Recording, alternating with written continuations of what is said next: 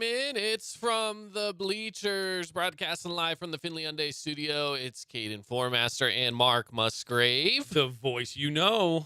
Mark, your mic's a little quiet there. Let me bump you up. Oh, yeah, bump me up. You know I like to be loud. Yeah. Loud and proud. How's that?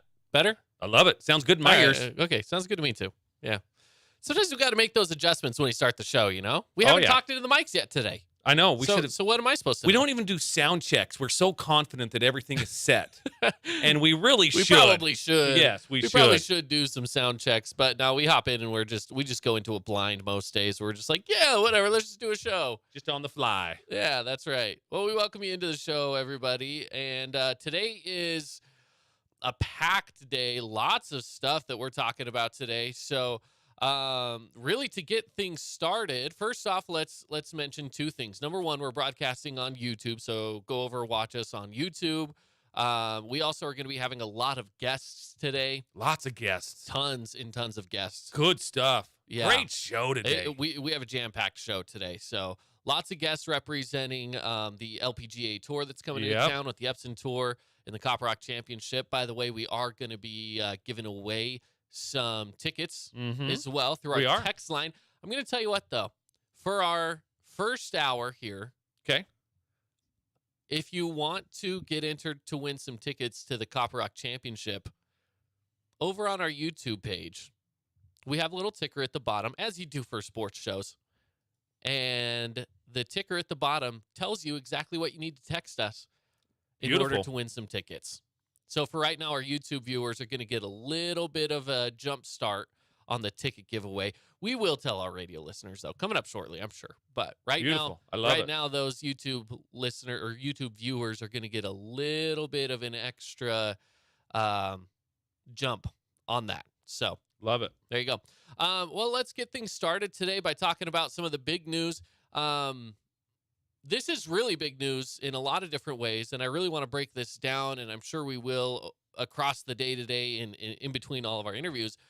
The Oakland A's are moving to Las Vegas. It's kind of been the talk on sports radio today, but it is now stamped and official that it's happening. We've been talking about this for weeks, if not months. I mean, we've been talking about this probably since our show started 2 years ago. Yeah, for a long time. So I don't know what took everybody else so long to kind of get on board with this, but we have been talking about this for a long time. And you may be right. This may have been one of our first, subjects that we talked about when we started the show. But yeah, no, you know what? It's a perfect fit. Again, just like the Raiders were a perfect fit for Las Vegas, they're also welcoming with open arms the soon-to-be ex-Oakland Athletics, the Oakland A's.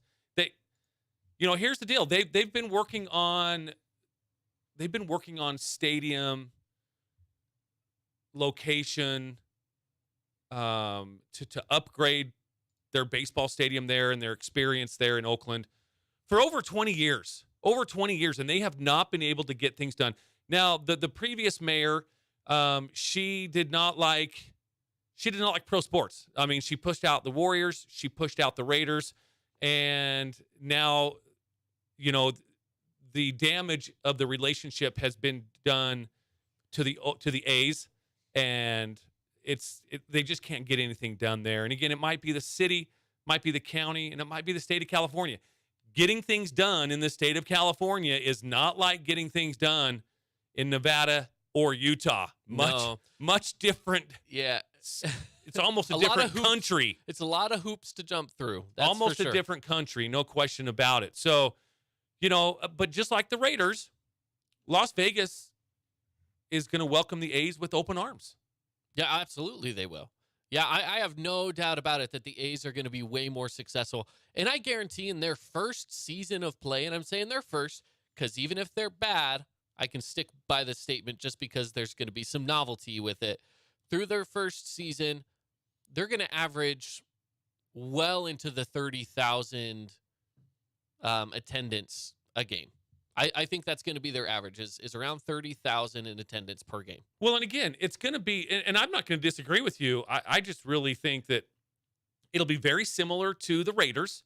The Raiders are used to it now too, where it's usually about a 60-40 split. Yeah. When it comes to ticket prices, 60%, maybe a little bit more, are Raider fans, and the others are the opposing team fans or just NFL fans. We were down at a Bears game and we saw several different jerseys. So even if you're just an NFL fan, we saw Bronco jerseys we did. At a Raiders and Bears game. Yeah, exactly. So there's going to be that element as well.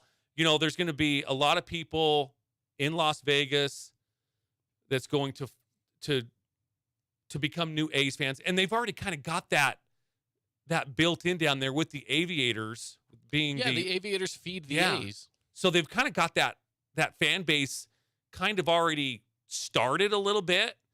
And so they're ahead of the bus there a little bit.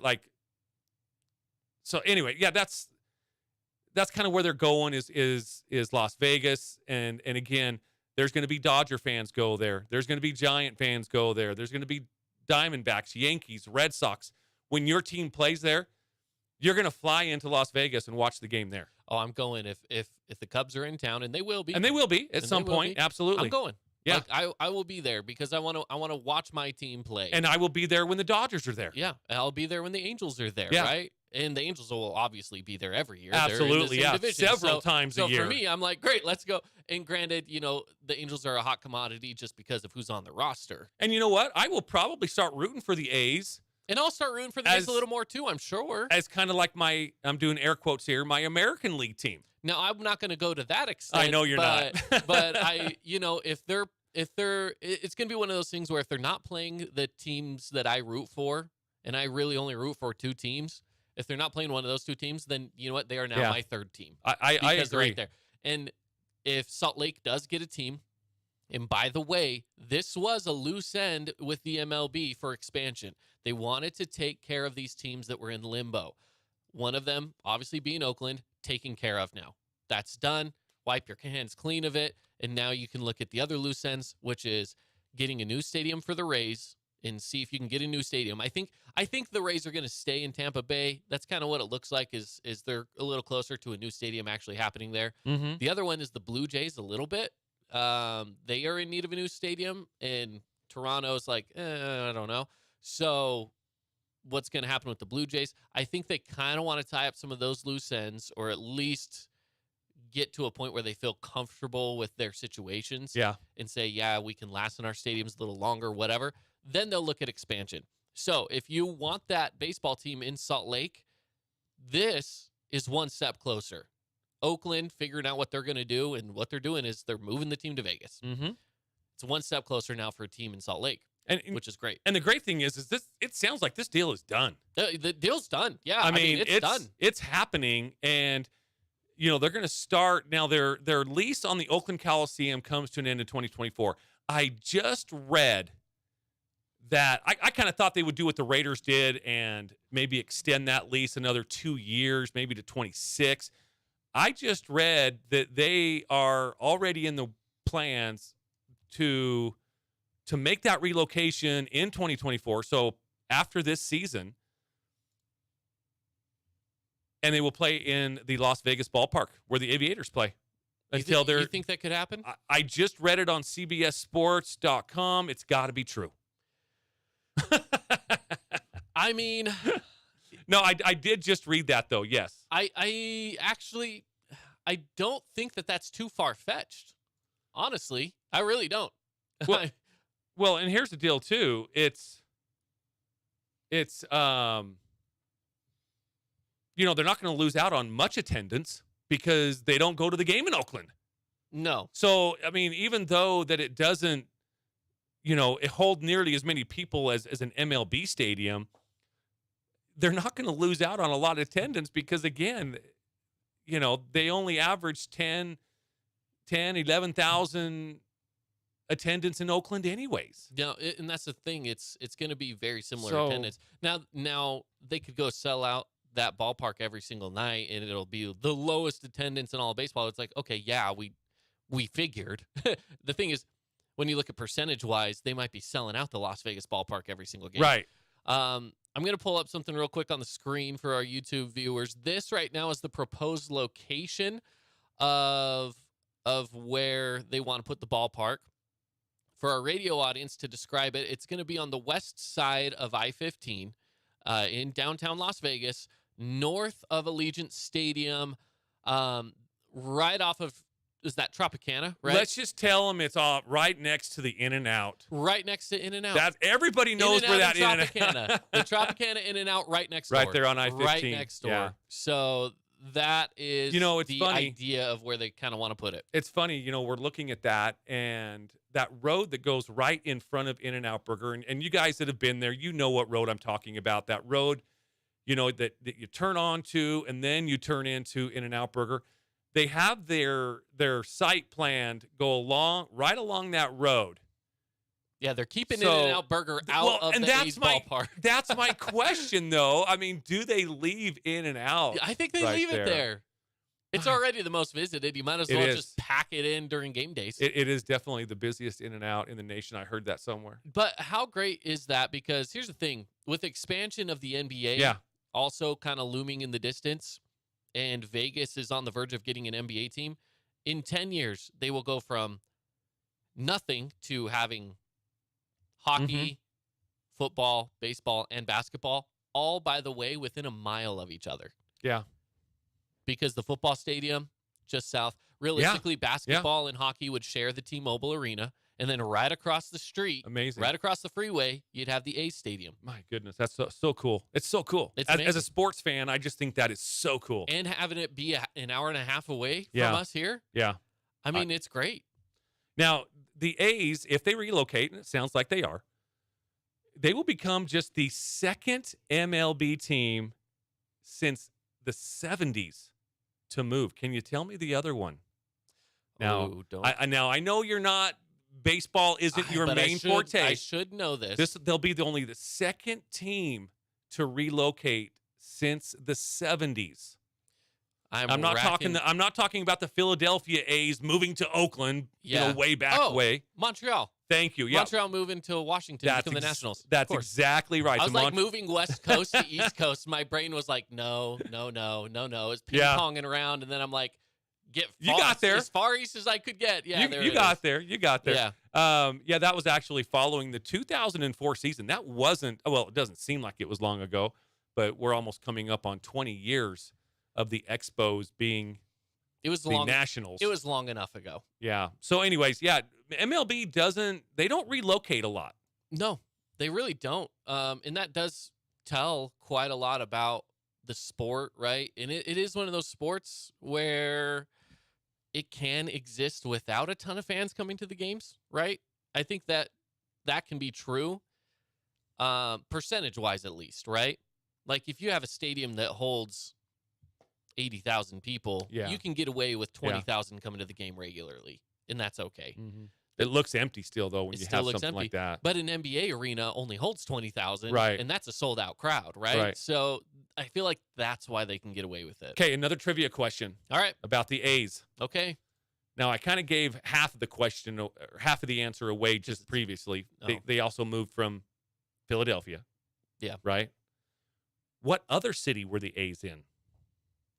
This will be their fourth city if and when they move. And again, it sounds like it's the when, not the if. Did they start in Philly? Or did they start somewhere else and then go to Philly? Philly was the second location. Well, so I'm going to guess it was also back east somewhere. Why do I feel it was like Kansas City? Dude, how'd you do that? Yes, it was Kansas City and Philadelphia. Both of those relocations took back, well before the 70s. But wow, I don't know where I pulled that out. Dude, I don't either. You said back east, and I was trying not to say anything with my eyes. Nothing. We have video proof. You gave me nothing. Yes. So this will be the A's fourth city, though, when they move to Las Vegas, which is kind of interesting, because a lot of teams. This will be I can't think of a team off the top of my head that has, first off, kept the same name, the Athletics. Yeah, they've kept the Athletics everywhere. And moved to different cities. The fourth, I can't even think of a team that has three. Let alone four. Yeah. I mean, I'd have to dig into my brain archives to to come up with that if there is one. I don't think they're But, not off the top of my head. I mean, with those East mean- Coast teams that moved West Coast, that's only two. You got the Brooklyn Dodgers, LA Dodgers with San Francisco, the New York Giants, the San Francisco Giants. And I'm trying to think of other teams that kept the same name, but but have multiple cities. I can't think of one that has over two. I can't think of any. And if you outside of that, all you baseball buffs out there, if you know of one, text it to our text line at 435-990-9950. Yeah. I like that. That's a great idea. Anyways. That's a great idea. I'd love to talk more about this, and we will. Yeah, we will for more sure. coming up. We're going to head to a break. When we come back, we're going to have a guest on the phone lines with us to talk about some of the golf that's coming here to Southern Utah. So stick around with us here on From the Bleachers.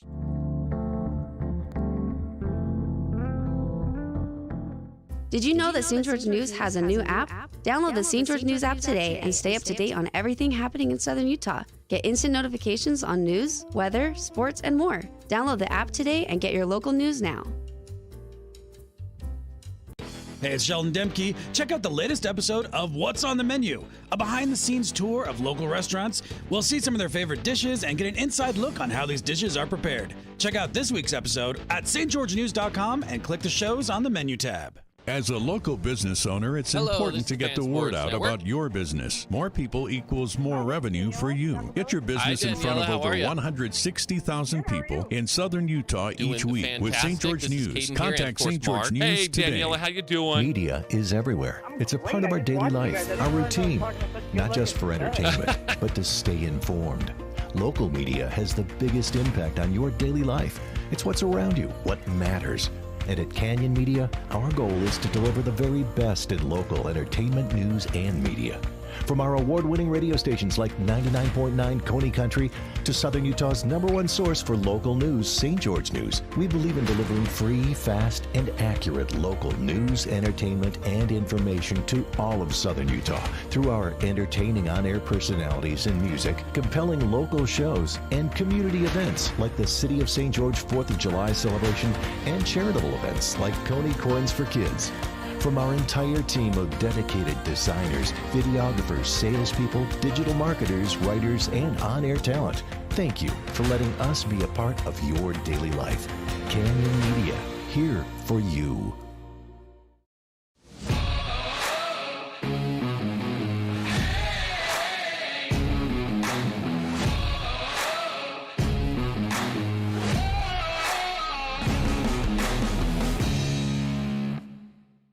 Check out this week's edition of TGIF on stgeorgenews.com. TGIF is your weekend adventure guide to all the fun and exciting things going on in Southern Utah this weekend. Find this week's edition at stgeorgenews.com and click the shows on the menu tab. Have a blast this weekend. Hey, it's Caden Formaster. And Mark Musgrave, the voice you know with the Fan Sports Network. Check out our local sports radio show, From the Bleachers, live every weekday from 4 to 6 p.m. Listen to us on the radio on 99.5 or 95.3 FM. You can also listen through the Fan Sports Network app or watch the show live on the Fan Sports Network YouTube page. The Fan Sports Network is your home of Utah Tech Trailblazers, high school sports, and the pros. The Fan Sports Network, Southern Utah's home for local sports.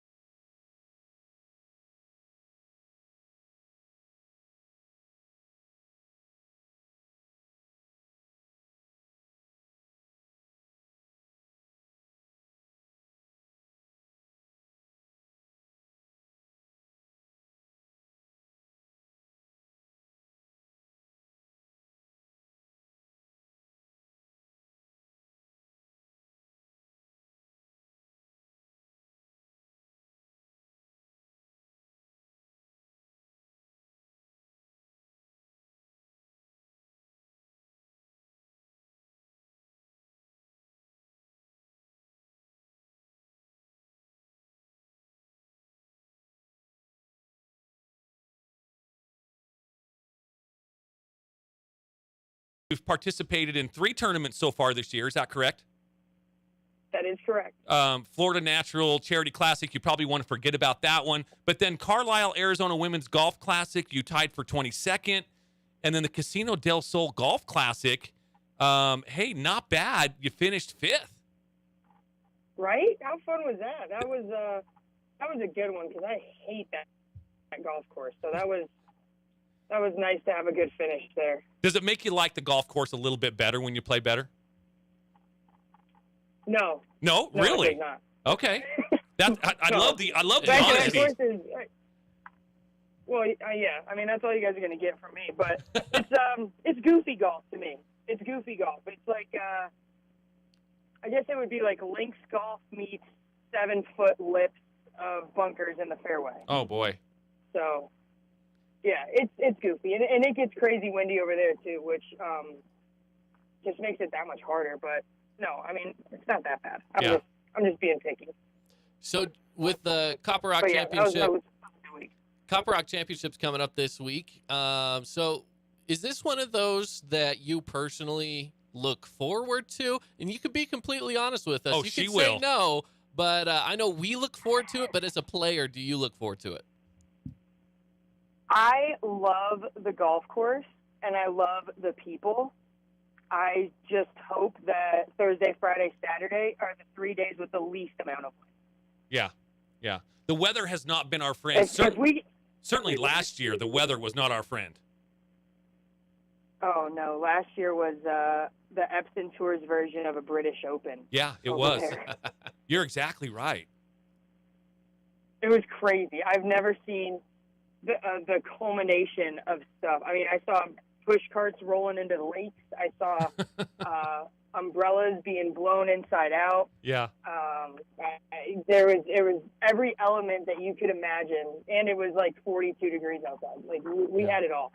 Yeah. So last year, I'm looking at last year's results.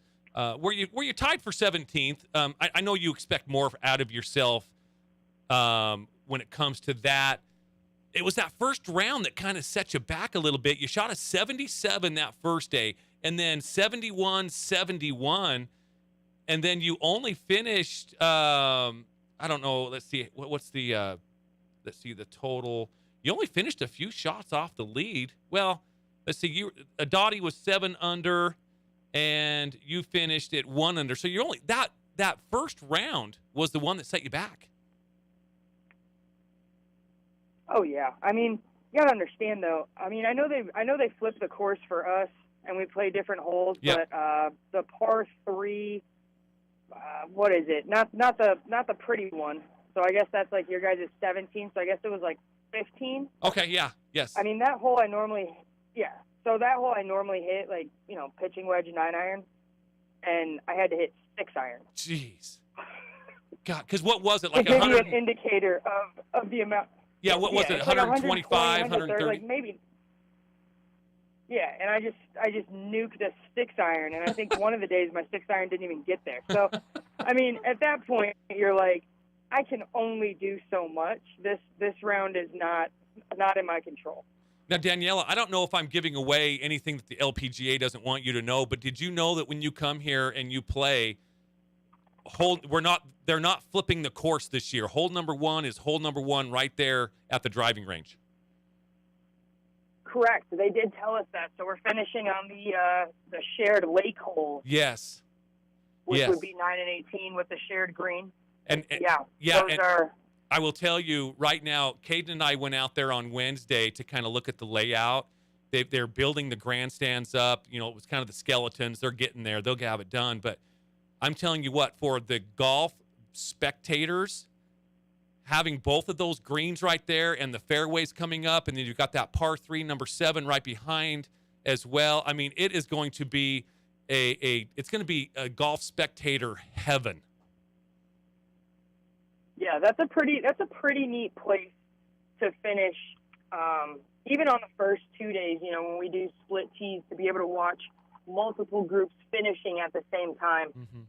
That's pretty cool. I mean, they did the most with the stands the first 2 years. Even when we rerouted the course, those to be quite honest, I don't know how far down they had to dig with those posts to let them stay stay there.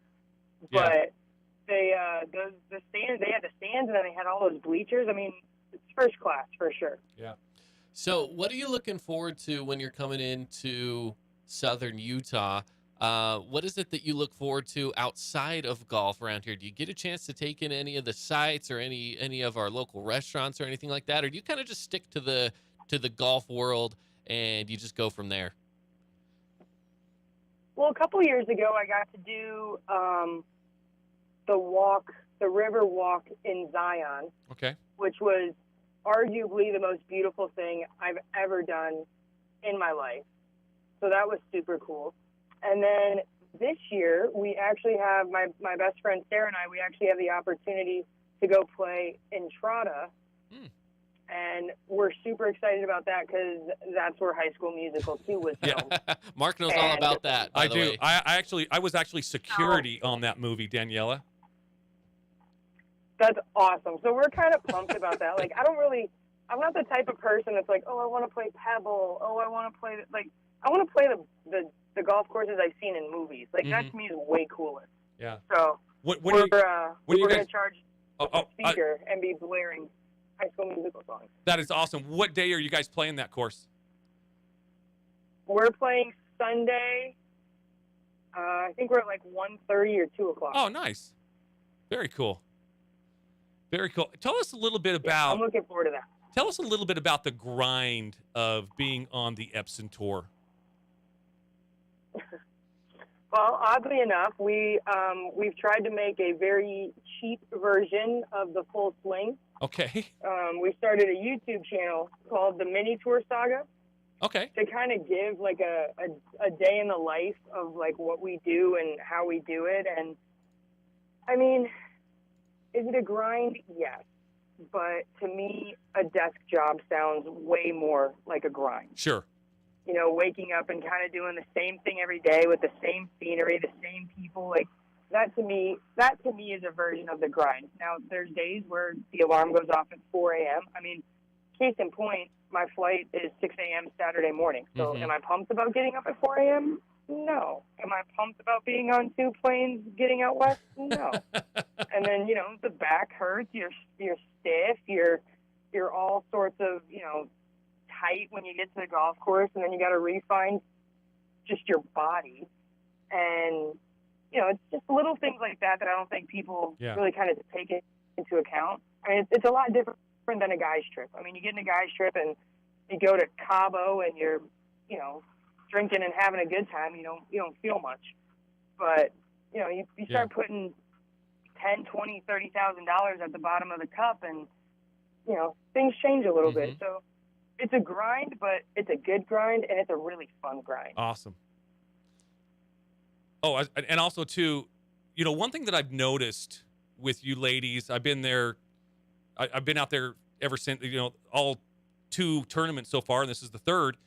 One thing that I've noticed is at the end of the tournament, whether it was Bailey Tardy or whether it was Dottie Ardina, there seems to be a close-knit type of relationships there. You become friends. You mentioned Sarah White, your best friend, but she's also a competitor of yours, and you're both going for that same goal. How do you manage that, like root for them, but also knowing that's who you're competing against? Yeah, I mean, it kind of goes back to like college golf, right? Like everybody's on your team, but you're also competing against them. So if I have to lose a golf tournament, I hope it's to Sarah. Yeah.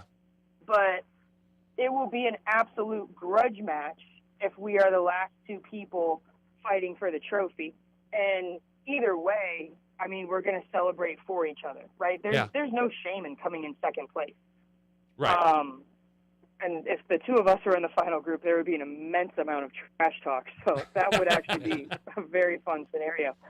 But realistically, in golf, it's you against the golf course. Right. I need to beat the golf course every single day, and I can't control what anybody else is going to do. Someone's always going to go lights out. Someone's always going to shoot 62, 63, 64, 65. And I can't control that. But if it has to be someone, I hope it's my best friend. Yeah. You know, I hope we both make the cut. I hope we both have late tee times on the final round. I hope we both do that, but I'm going to try with all my might to beat you, but I'm still going to be happy for you. Yeah, for sure. Yeah.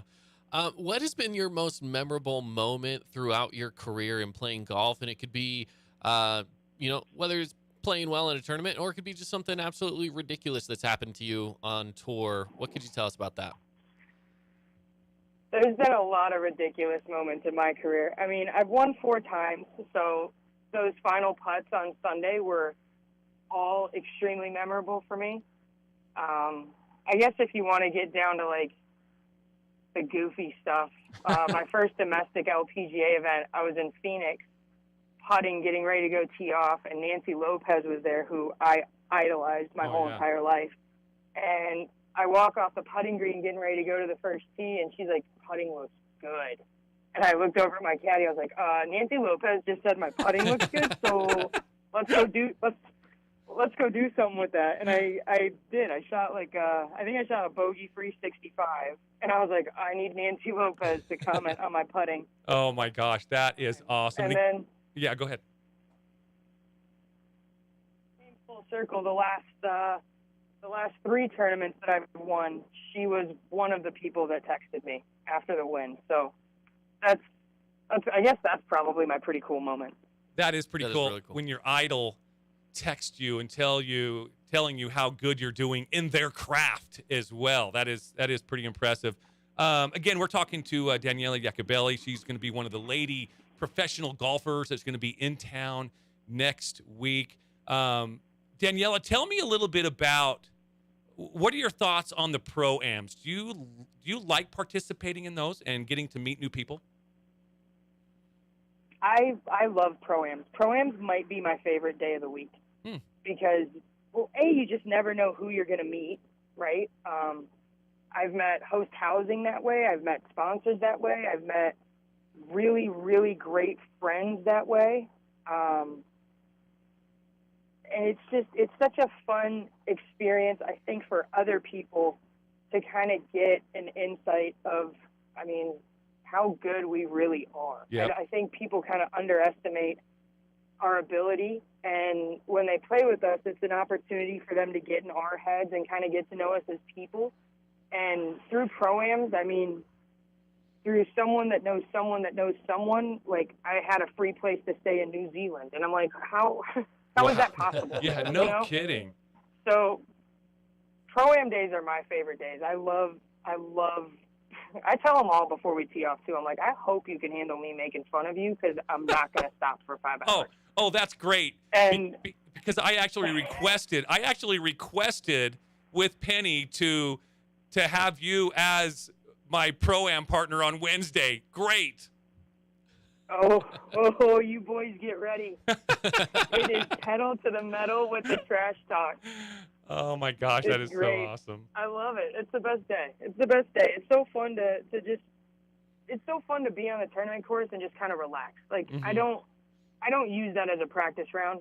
Sure, I'm mentally working on things or taking notes or whatever, but it's more about giving the group an experience and making sure that they enjoy their day. Whether it be joking around, giving them some tips, whatever it is. Whatever's going to make them smile and have a good day. That's all I care about. Absolutely. This is a throwback to last year when we talked to you leading into this tournament. You told us that one thing that you did the year even previous to that was stash away a bunch of White Claws. Is that on the docket again this year? You know what? I honestly haven't been drinking, but that there you go. first time I stashed some White Claws. I stashed some White Claws in the cooler, and someone stole them from me. I thank you for reminding me. I think I'm still bitter. Oh my gosh, Caden! I can't believe you remember something like that. I have one of those memories. You can just pull things out of nowhere. Yeah. Goodness gracious, Daniela! Thank you for joining us. Where are you at right now? I'm actually on the 13th hole of my course in Melbourne, Florida, and I'm about to go over to my mom's and raid her pantry and see what kind of food she's got because I leave Saturday, so I have nothing in my house. Gotcha. Sounds like a great Thursday afternoon to me. Yep. Oh, absolutely. Awesome. Yeah. Thank you, Daniela, and I hope you find something good in Mom's fridge. Well, thank you, boys, and you prepare the trash talk for Wednesday because I'm already ready. You got it. All right. Have a good one. We will see you All next right, week. sounds good. Thank you. Thank you so much. That was Daniela Iacobelli. Absolutely just so much fun I got to tell to you, have on the phone. I am really hoping that Penny comes through for me and pairs my group up with Daniela on Wednesday, because I really do think that would probably be the funnest round of golf I have played in many years. And I have played some really fun rounds before. Trust me, the guys I golf with are just a bunch of I can't say the word I wanted to say, but they're Call them hooligans. Yeah, there's always hooligans and shenanigans going on. So I really do hope that I am paired with Daniela, because I think she would just be you can tell she would be a blast. She is a blast. She's a lot of fun. Obviously, like I mentioned before, we had the opportunity to have her on the show last year. Met her in person out at Copper Rock, and always just seems to be one of those people that just has a smile on their face and is ready to just have a good time. And again, she is exactly right when it comes to people not really giving them the credit of how good they really are. That was one thing that every group that I've been with on these pro-ams, that's one thing that everybody says is, man, I can't believe how well they putt, or I can't believe how good their short game is. Mm-hmm. That was one thing that was always a common factor in all the pro-ams, the two pro-ams that I played with here for the Copper Rock Championship. So she's exactly right. I don't think they get the credit they deserve on the Epson Tour, or really maybe even ladies golf in general. I mean, we know the Nelly Cordas and the Brooke Hendersons and things like that. We know that they're good. Absolutely. They're the number one and, top 5 in the world type players on the women's side. But these Epson Tour participants, I'm telling you what, they are good, Caden, and you're gonna have a blast next week. Yeah, it's gonna be so much fun. I'm super excited. We're gonna be there all week long, really. Yeah, we really are. Through Monday, through the whole weekend, through Saturday. So we're gonna be a big part of that, and it's gonna be a blast. 27th, 28th, and 29th are the actual days of the tournament, and you can go to copperrockchampionship.com. You can purchase your tickets there, whether it's a day ticket or a 3-day pass, VIP tickets, Dilly Club tickets, and that is where a lot of fun happens, is in the Dilly Club. Again, it goes back to hooligans and shenanigans. Yeah. That's what the Dilly Club. Dilly Club is all about, hooligans and shenanigans. Yeah, they have a great time over there, and you can purchase a ticket to get into that tent as well. And again, I promise you, and there's some you won't spiffs regret that come with that ticket. Yeah. So you're getting more than just a nice seat. There's definitely a little VIP experience that goes along with getting that ticket. Yeah. So speaking of tickets, we do have some general admission tickets. I got a pair of general admission tickets to give away today. Let's do it. So to enter to win those tickets, we'll give them away at the end of the show, but you can enter right now through our text line. The phone number is 435-990-9950. 435-990-9950. Text us the word golf. Easy enough. Text golf, and we'll be giving away a couple of general admission tickets for the Copper Rock Championship. Now, those are good for any day. So if you want to go on Thursday, you can go on Thursday. If you want to wait and use them for Championship Saturday, you can use them for Championship Saturday. It is a one-time use, so once you have used them, if you use them on Thursday, they're done. But maybe you get the freebie Thursday and you decide, man, that was way too much fun. I got to go back. So anyways, we got those general admission tickets ready to go. Again, text golf to 435-990-9950. And coming up, we've got another interview coming up right after our break here, after we, thank our sponsors and give them a little airtime. But we've got another interview coming up, and this segment you'll also want to hear. We've got some great information on what this tournament brings to Southern Utah in a charity type of fashion. So definitely keep listening. We've got a great interview coming up. Yes, we do. So stick around. Lots more to come. A busy day. We're just getting started. Yeah, for sure. We're a third of the way through the show, but I swear we're just getting started. So stick around with us here on From the Bleachers.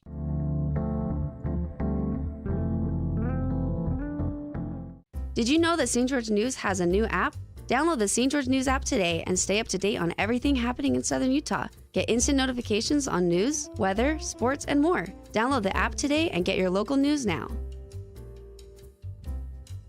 Hey, it's Sheldon Demke. Check out the latest episode of What's on the Menu, a behind-the-scenes tour of local restaurants. We'll see some of their favorite dishes and get an inside look on how these dishes are prepared. Check out this week's episode at stgeorgenews.com and click the shows on the menu tab. As a local business owner, it's important to get the word out about your business. More people equals more revenue for you. Get your business in front of over 160,000 people in southern Utah each week with St. George News. Contact St. George News today.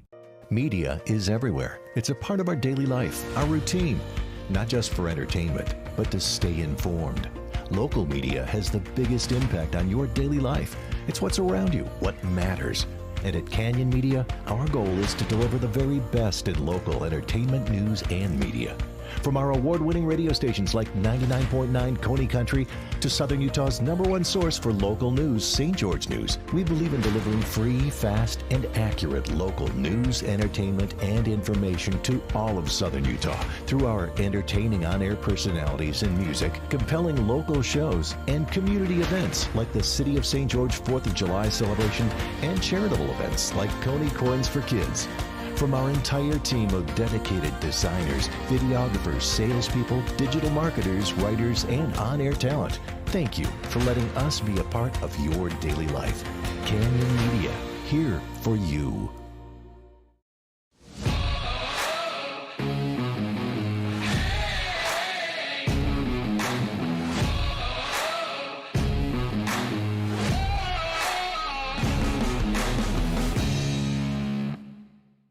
Check out this week's edition of TGIF on stgeorgenews.com. TGIF is your weekend adventure guide to all the fun and exciting things going on in Southern Utah this weekend. Find this week's edition at stgeorgenews.com and click the shows on the menu tab. Have a blast this weekend. Hey, it's Caden Formaster. And Mark Musgrave, the voice you know with the Fan Sports Network. Check out our local sports radio show From the Bleachers live every weekday from 4 to 6 p.m. Listen to us on the radio on 99.5 or 95.3 FM. You can also listen through the Fan Sports Network app or watch the show live on the Fan Sports Network YouTube page. The Fan Sports Network is your home of Utah Tech Trailblazers, high school sports, and the pros. The Fan Sports Network, Southern Utah's home for local sports.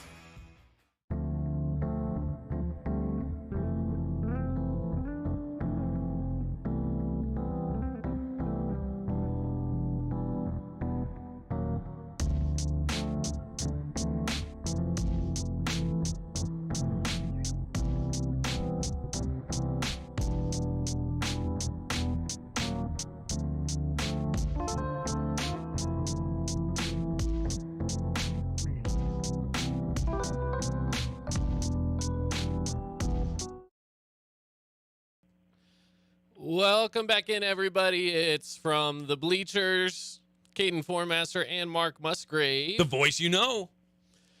We go from one guest into another guest. It's a day of a lot of guests today on the show, so thank you for sticking with us. But coming into the show right now on the phone is Linda Stay with SwitchPoint. Now, SwitchPoint is doing a lot with the upcoming Copper Rock Championship as well. So we're going to talk to Linda all about it. Linda, welcome into the show.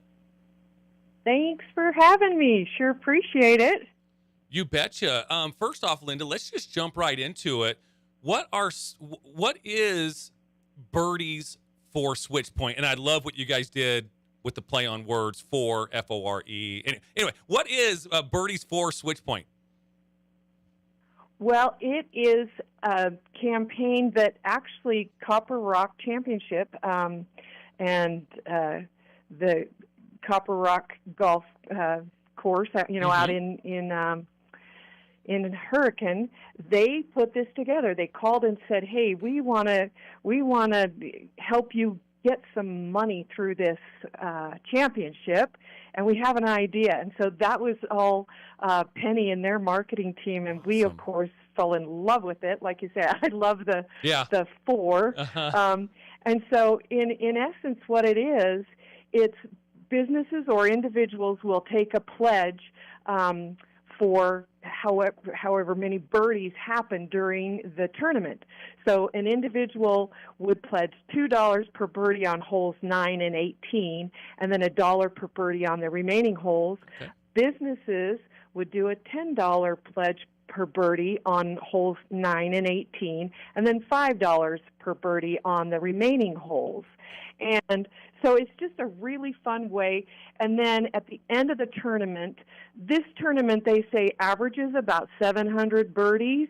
And so they'll let me know at the end of the tournament, and then SwitchPoint will send out a nice little invoice. And so then the individual or business would pay SwitchPoint directly. So it's a beautiful way. If you haven't supported SwitchPoint yet, this is a really fun way to get engaged and get involved. Absolutely. Now, I'm assuming tax day was just 2 days ago. I'm assuming that whatever that company or that individual pays, that is a charitable contribution. Is that correct?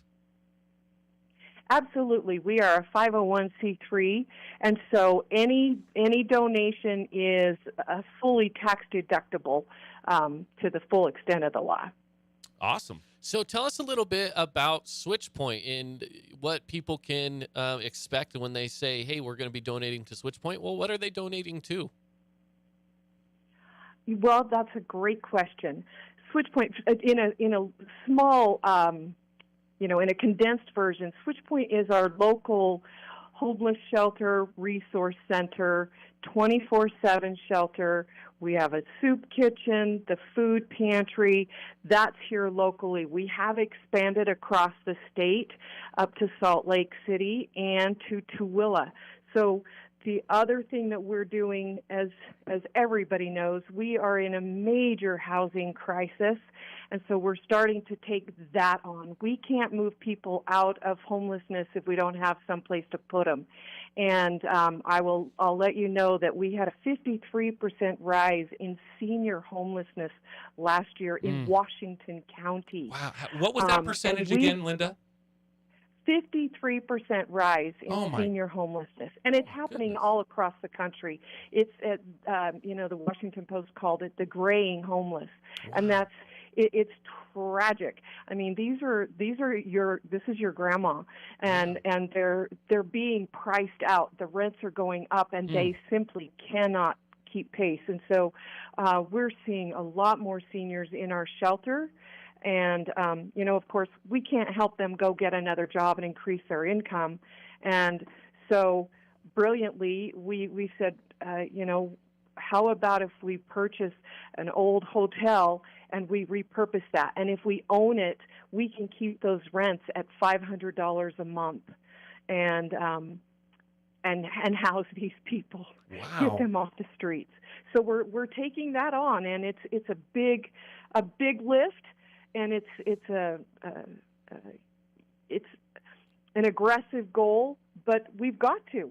Yeah, that's tremendous. And have you guys, has SwitchPoint come up with a hotel yet, or is that kind of all in the works now? No. So locally in St. George, we started, our very first one was in Salt Lake City. Salt Lake County, or the city, called in 2021 and said, hey, will you run the overflow shelter for us? We've secured a hotel, the old Airport Inn, and we, of course, said, yeah, we'll do it. And we're going to do it our way. We're not going to kick them out in the morning. We're going to keep them 24/7 and really try to help them. And when we ran that overflow shelter, we, of course, asked them, do you have income, and would you be willing to pay rent? And we discovered that 90% of them, yes, they had income, and they would gladly pay rent.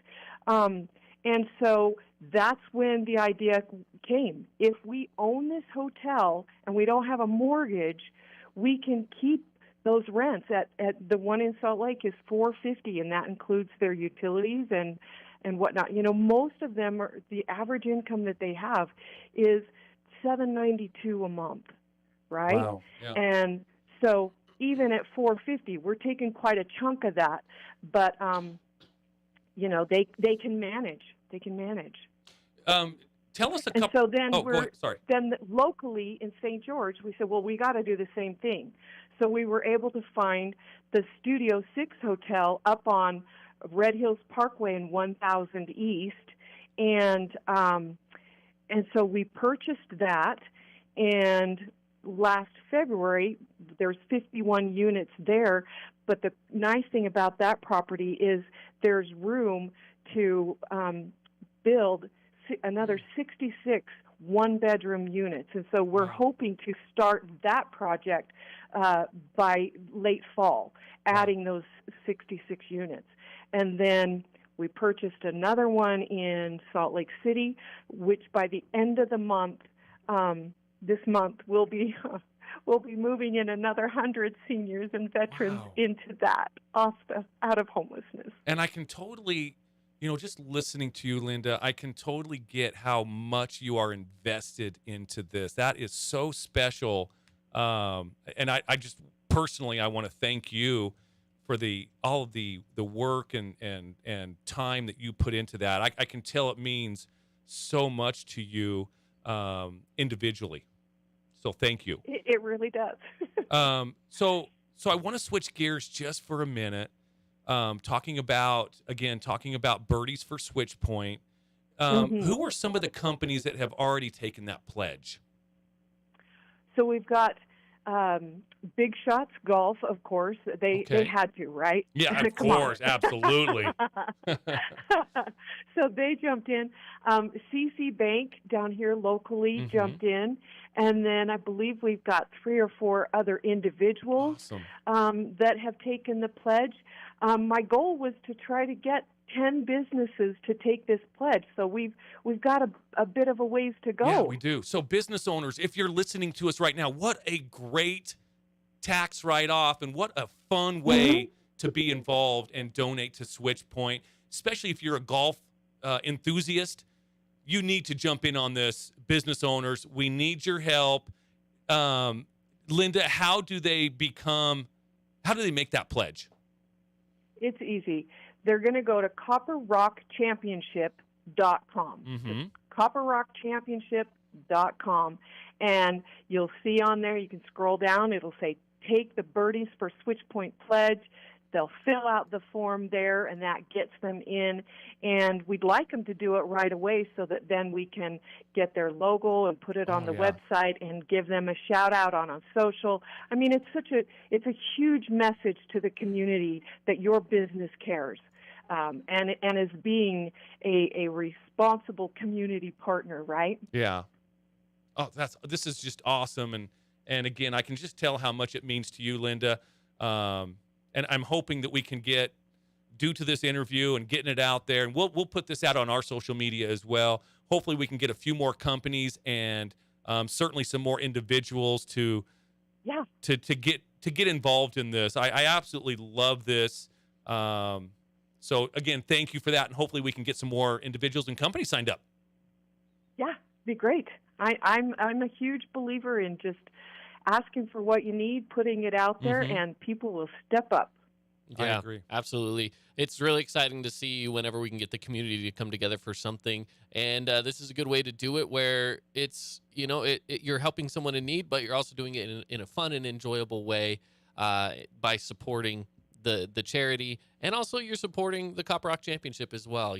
More eyeballs on those players as well. So kind of a double whammy for a lot of people around here. It's going to be great. Yeah, it's a really good feel-good. Yep. Well, we appreciate you joining the show and talking about Birdies for Switch Point, and we're excited for it, and hopefully we can get some more people heading your way to sign up. Thank you so much. Again, I'm going to just plug it, copperrockchampionship.com. Go take the pledge, please. Absolutely, and we will see you next week, Linda. All right. Sure appreciate you. You betcha. Of course. Have a good one. Bye-bye. What a great interview that was. And you could tell the emotion with her, just talking with her on the phone, just how invested she is in this. Yeah. And how important it is to her. So again, all you companies out there, if you're a business owner, whether you're a single business owner, you're an entrepreneur, or you work for a company, go to your boss, or if you are the boss, make this pledge. Go to copperrockchampionship.com. make the pledge. Go down, just scroll down on the main page a little bit. Birdies for Switch Point. Take the pledge. What a great way to be involved. Absolutely. Fantastic way to be involved, and it's something that's fun. It's enjoyable. You're counting birdies, so it's kind of cool. We're going to head to a break. More when we come back. Top of the hour, 5 o'clock, coming up next here with us on the Fan Sports Network, so stick around.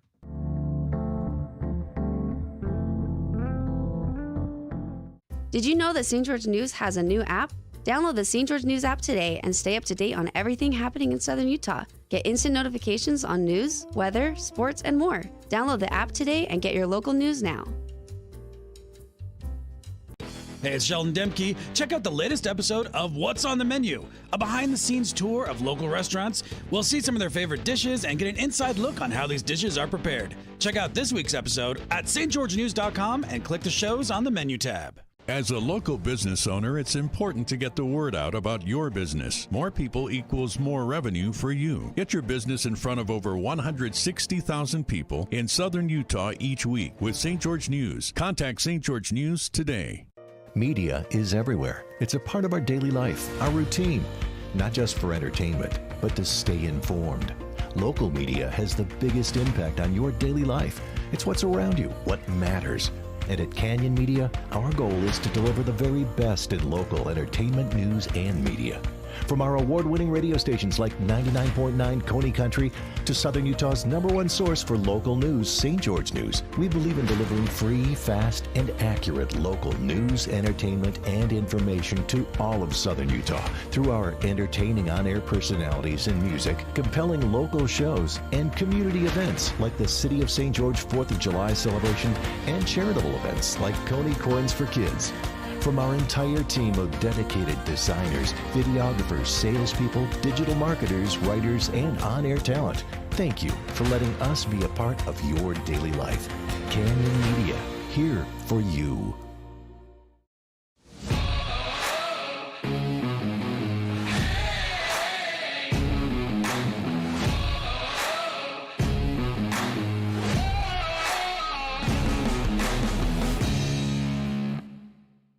Check out this week's edition of TGIF on stgeorgenews.com. TGIF is your weekend adventure guide to all the fun and exciting things going on in southern Utah this weekend. Find this week's edition at stgeorgenews.com and click the shows on the menu tab. Have a blast this weekend.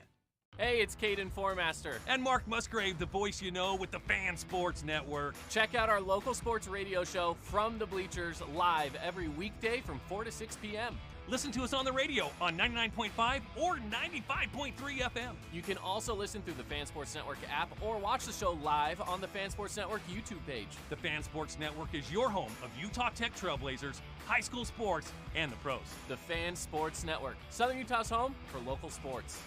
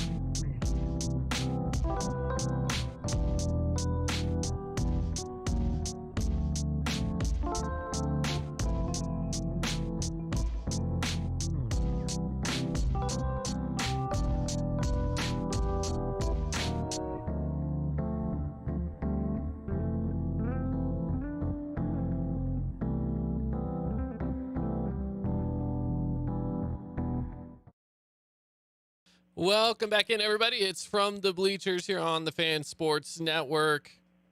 Caden Formaster here, and Mark Musgrave. The voice you know. Mark, we have yet another guest on the phone with us as well. Oh, yeah, for sure. So let's hop right on into it. Welcome our guest here. On the phone with us, we have Gigi Stoll. Gigi, welcome into the show. Thank you. Thank you guys for having me. Now, Gigi, we just learned while you called in that you live just down the road from us on I-15 in the great city of Las Vegas. How did you end up in Las Vegas? So my mom was originally from here. I'm originally from Oregon, but I found myself here during the pandemic just a couple years ago. Now, Gigi, you are going to be one of these wonderful athletes that's going to be coming in for the LPGA Epson Tour this next week. So tell us a little bit about your golf game, how you got started, and a little bit about your history in the sport. I grew up playing golf, junior golf in Oregon junior golf. And I always played basketball and golf growing up, but my parents put me in golf pretty early, and they could tell that I was just pretty good at it naturally from the start, and it was always a sport that I loved and enjoyed, and I just kept going for it, and being able to play at a young age really helps. I feel like I've competed a lot at quite a young age. So now, I'm looking at your results so far from this year, and you've gotten better and better. The Carlisle, Arizona Women's Golf Classic, you finished tied for 36th.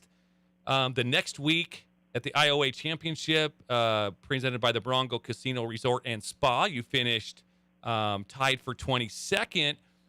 And last tournament, you took first. How did your game all come together? What was how does that feel for you? I felt like I was in contention to start off the year. The last couple of events that you mentioned, finishing, top 35, top 20.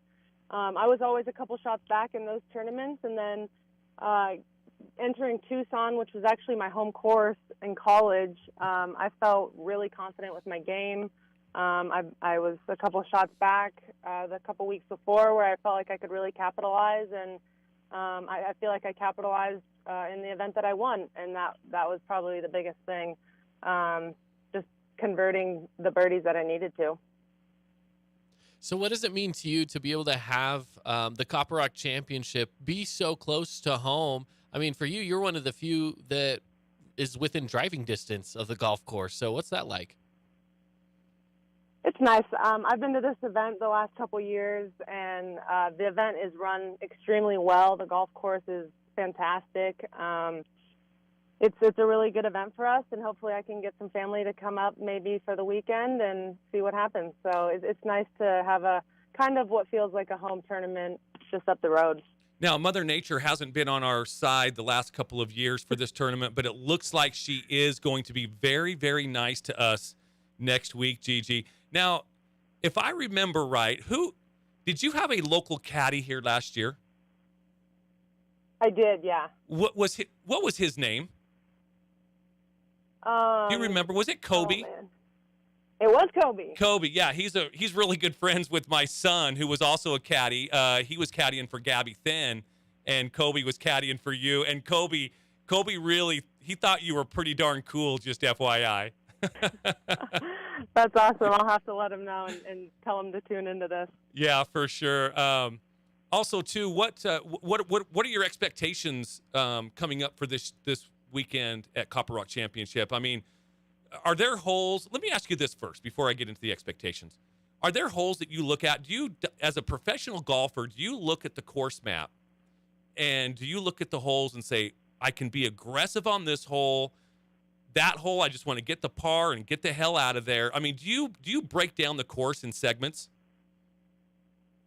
Yeah, to an extent. I mean, there's definitely like pin positions and holes that sometimes are not holes that you're really looking to make a birdie. If you get one, great. Mm-hmm. But par sometimes is a good score on holes. And when the wind's blowing like it has in the past out there, there's, times where you have to be a little bit more conservative. So being aware of, where the wind's going is usually a pretty big impact on, kind of how aggressive I can be. But yeah, overall, I'm a big field player, so I like to get out there and visualize shots. I don't really map it too hard before we get out there and play. Now, visiting Southern Utah again, I know you kind of already live close anyways, but what's something that you look forward to when you visit here? Do you get out and do anything in the community as far as maybe you go out to Zion or any of our local restaurants? Or are you kind of one of those that it's all about the golf and that's where your focus is? Golf definitely takes up a lot of my time when I'm on trips, but I definitely like to take at least a day or two to check out some local eateries, or for your venue in particular, I like to go out to Zion. I've done that every year. It's just something you can't really get anywhere else, so you got to cherish those little things when you're out there. Yeah. Well, Gigi, I see that you are third in the rankings right now on the Epson Tour. How important is it to you? How special would it be to you to finish in the top 10 and get that LPGA card to the next tour? Yeah, I mean, this is something that I've been working towards since I turned professional, and I've had a little bit of a taste of it here and there, and to be able to capitalize on the year and get a top 10 would just mean everything to me, to be able to get a full season on the LPGA. I feel like having that opportunity to get every single event on the LPGA is huge. So hopefully we can do that at the end of the year. What's the competition field like out there? I mean, obviously it's all a bunch of professional golfers, but what is it like when you're in your groups and you're going through the weekend? Does it get pretty intense out there, or do you just have to sit back and just be like, hey, this is the game I've been playing since I was a kid, just do the motions? What is that like for you as a professional golfer? I feel like it's pretty professional out there. I think if you watch the LPGA or even the PGA, you'll see kind of the dynamics out there with players and caddies and different players. On the Epson Tour, a lot of girls, they're pretty friendly with each other, but you get in the final groups and things like that, it's about winning. And my approach is I like to take it, one shot at a time and just relax out there, have fun with my caddy, and just try and enjoy each hole. Who's your favorite golfer? My favorite golfer ever, probably Annika. Okay, good choice, for sure. What is your favorite golf course down in Las Vegas? Shadow Creek is definitely my favorite golf course. Oh, I've never done. Vegas. You have to be really special to get on that course. That is Luckily, awesome. I know a couple people, but that is awesome. One of my favorite courses down there, actually, there's 3 of them, but the Paiute, Las Vegas Paiute golf course. Have you done those 18s up there? Yeah. Definitely really good golf courses. Yeah, those are 3 of my favorite for sure. I love going and playing Paiute down there. So, we're really looking forward to you next week. Caden, did you have any other questions for No, for I'm Gigi? just excited for you to get over here and play some great golf. I'm excited to go and watch it on Thursday, Friday, and Saturday. So it'll be fun. Yeah, so I'm really looking forward to it, Gigi. This is one of my favorite weeks of the year. And I don't know if you have the recollection, but I am the person on the tee box that normally calls your name out on the first tee. Oh, yeah. So, I remember. Okay, just FYI. I wanted to throw that out there. But, yeah, really looking forward to you ladies coming out and again, giving Southern Utah something that you guys are the first. I mean, we've never had a professional tournament here, whether it's women's or men's. And so we are so lucky to have you ladies come in and show us your talents. Well, thank you for having me. And I also just want to say, and I probably speak for a lot of the ladies that are on the tour, we really enjoy this golf event. And, you guys do a great job hosting, and Zion being there, we all really enjoy that. So I just want to give you a big shout out back that, we enjoy it as well. That is awesome. We just spoke with Daniela Iacobelli earlier in the, or last hour, I should say. And she said that Caden and I didn't send you the YouTube link, but Caden and I, we have faces for TV, not radio. I took that as a compliment. Even though it was coming from Daniela. That is a compliment. We look forward to having you, Gigi. We will see you next week for sure. All right. Thank you, guys. You betcha. Have a good one. Take care. All right. Again, that was Gigi Stoll on the phone with us. And, of course, just another one of those great interviews. And excited to see what she does in PGA or in the LPGA Tour coming up. Yeah, for sure. And I will send her that YouTube link if she wants to watch that again, her interview, or send it out to some of her family or whatever she wants to do with it. But yeah, you can tell just the ladies that we have talked to, Daniela and Gigi. We've got a couple in line for next week as well.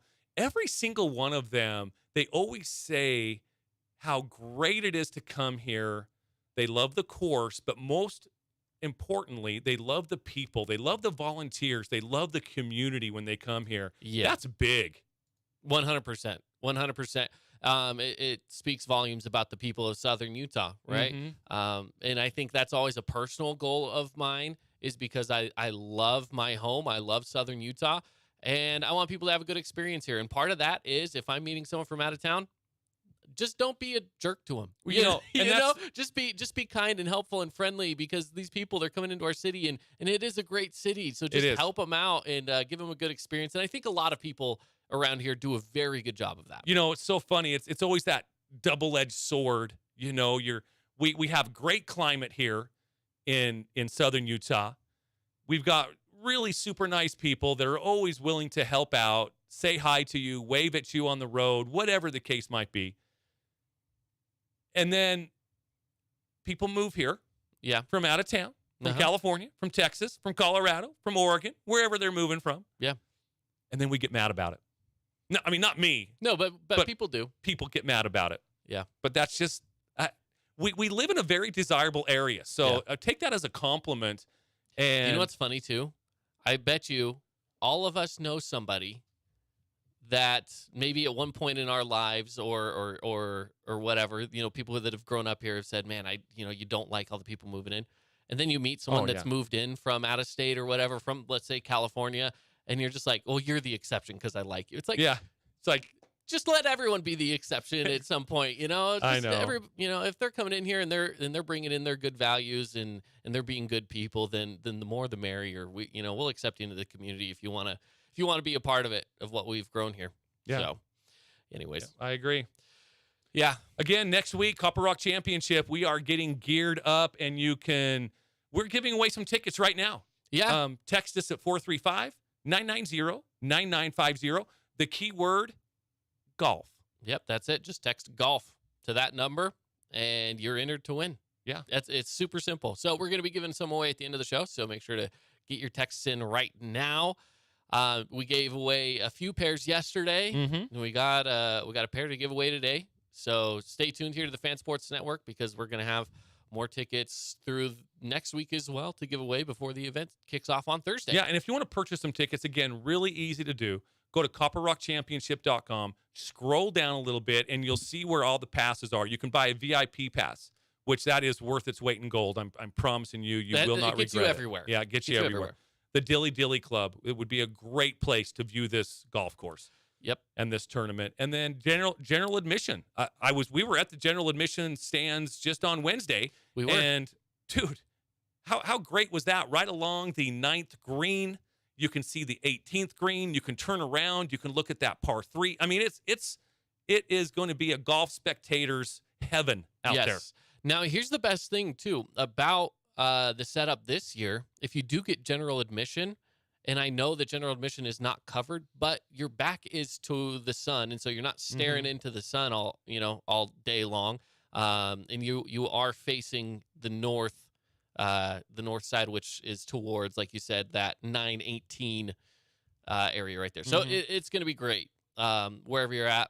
And I think the VIP pass really can get you anywhere you want to go. If you want to get into the Dilly Dilly, I think the VIP does cover that. Is that correct? That I'm not sure. Probably. I'm not sure though. That might just be that might just be the Zions Bank tent, VIP tent. I'm not sure. In the VIP tent, I mean, I don't know why you would want to go anywhere else. Exactly. To be honest. Exactly. Because there's plenty there. There's also, of course, the first tee box, which isn't too far away. No. So if you want to watch them teeing off from the first tee, then there's going to be some stands there as well. Yeah. So it's going to be a fun time. CopperRockChampionship.com. You can also go there, not only buy your tickets, but if you are a business owner or just an individual that, we just got done with taxes. Maybe you didn't have enough charitable contributions. This is one that you can do. Go to CopperRockChampionship.com. Scroll down a little bit. You'll see birdies for Switch Point. You'll see a little tab there that says Take the Pledge, and you can do that just to give you an idea. It is now individuals. You will pay $2 per birdie on holes 9 and 18 only. Okay, which are the viewable holes for the tournament. Yes, and $1 per birdie on all the remaining holes. Okay, so just $2 or $1 extra on 9 and 18. Businesses, this is the pledge that you will take. $10 per birdie on holes 9 and 18. And $5 per birdie on all of the other remaining holes. And just FYI, this championship averages about 700 birdies. So do the math. $1 per birdie. Again, or charitable contributions. You are helping out a charity right here locally for Switch Point. And we had Linda on last hour talking about how awesome that this charity is here in town, Switch Point, and what they do. I didn't know that about seniors, about how that's a crazy statistic, seniors, isn't it? Like 51 or 53% rise in seniors and homelessness. So again, go there, take the pledge. That's one thing I've always loved about Southern Utah. I have a lot of experience in this when it comes to getting donations, being involved with Region 10 sports. And anytime an athlete or somebody at a school needs help, man, people pull out their wallets and the cheerleaders or the exec councils going around collecting. It doesn't matter what school you're from. Both schools dig into their wallets and they donate to the causes. That's one thing I've always loved about Southern Utah and the people that are here, us. Yeah. And so, again, this is another great charitable donation that you can do for Switch Point. Take the pledge. It's going to be a fun way to donate some money instead of just writing out a check. Absolutely. I mean, you're still going to write out a check, but it'll be fun doing it. But you get to go to the Copper Rock Tour, right? You get to go to Copper Rock Championship, and you get to watch them make birdies, and you could be like, hey, that's my donation right there. There you go. She just helped me donate, right? So there's a lot of fun to it. So let's take a break. More when we come back here on From the Bleachers, so stick around.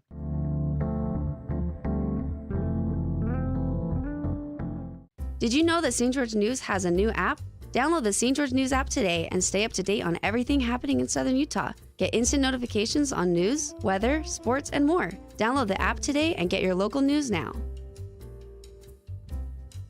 Hey, it's Sheldon Demke. Check out the latest episode of What's on the Menu, a behind-the-scenes tour of local restaurants. We'll see some of their favorite dishes and get an inside look on how these dishes are prepared. Check out this week's episode at stgeorgenews.com and click the shows on the menu tab. As a local business owner, it's important to get the word out about your business. More people equals more revenue for you. Get your business in front of over 160,000 people in Southern Utah each week with St. George News. Contact St. George News today. Media is everywhere. It's a part of our daily life, our routine. Not just for entertainment, but to stay informed. Local media has the biggest impact on your daily life. It's what's around you, what matters. And at Canyon Media, our goal is to deliver the very best in local entertainment, news, and media. From our award-winning radio stations like 99.9 Coney Country to Southern Utah's #1 source for local news, St. George News, we believe in delivering free, fast, and accurate local news, entertainment, and information to all of Southern Utah through our entertaining on-air personalities and music, compelling local shows, and community events like the City of St. George 4th of July celebration and charitable events like Coney Coins for Kids. From our entire team of dedicated designers, videographers, salespeople, digital marketers, writers, and on-air talent, thank you for letting us be a part of your daily life. Canyon Media, here for you.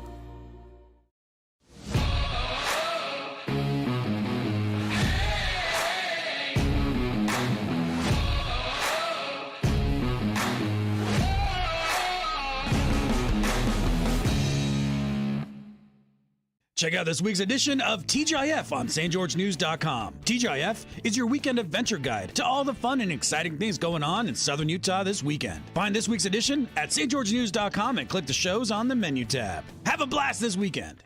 Hey, it's Caden Formaster. And Mark Musgrave, the voice you know with the Fan Sports Network. Check out our local sports radio show From the Bleachers live every weekday from 4 to 6 p.m. Listen to us on the radio on 99.5 or 95.3 FM. You can also listen through the Fan Sports Network app or watch the show live on the Fan Sports Network YouTube page. The Fan Sports Network is your home of Utah Tech Trailblazers, high school sports, and the pros. The Fan Sports Network, Southern Utah's home for local sports.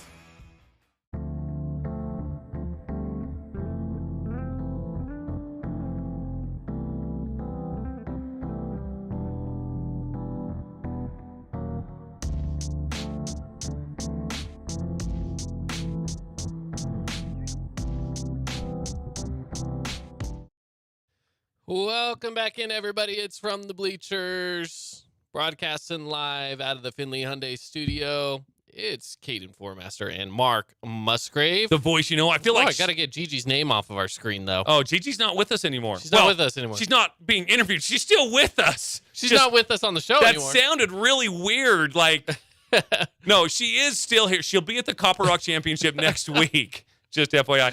But Yes. yeah, I got my cell phone out and I'm getting notifications. I feel like Shefty on ESPN. You know, he's always having, you know, general managers, you know, texting him and, you know, getting all that information. Yeah, sure. Do I look like it? Do I look like I'm getting important information? Sure. Well, just FYI, I just got a notification that Mookie Betts has been activated on the paternity list. Yeah. Oh. Mm-hmm. All right. Yeah. So he's taking a little. I think he's taking a little time off because they had a baby. Having a baby. I mean, good for him. Congrats, Mookie, huh? Mookie. Yeah. Baby. Yeah. That's pretty cool. That's pretty cool. I love it. Jason Baum in studio with us as well. Jason, welcome into the show. Oh, did I not turn your mic on? There we go. Now your mic's on. Okay, I see. I only have so much bandwidth in order to actually, you know, keep everything in the right place. And now you know how I feel all the time. All the time. Oh, sometimes I'll shut them off on purpose. Yeah. Mm-hmm. Yeah. Well, it's great to be here. Thank you guys for letting me come in on a day of guests.